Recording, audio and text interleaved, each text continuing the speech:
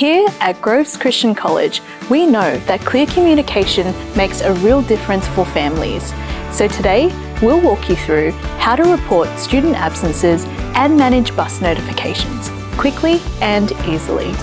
To report a school absence, please use the Carer Orbit app. Open Carer Orbit, tap Absences, and then select Add Absence. Choose your child, enter the date and select a reason, such as sick or specialist appointment. Tap Submit and you're done. Attendance is compulsory, so please ensure that an acceptable reason is provided and the college will be notified of your child's absence for that day. Do not call administration to report absences or to arrange for student collection.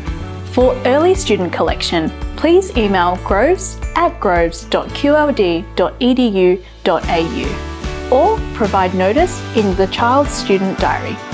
If your child will not be using the bus, please use the BusMinder Parent app. Download the app from the App Store or Google Play and log in using the email address you provided to Groves. Make sure notifications are enabled so you receive real-time alerts. Tap Students, select Add Absence, choose the date, confirm the details. This instantly notifies our bus drivers and college staff. Communicating absences is essential, and regular attendance plays a pivotal role in supporting your child's learning and success.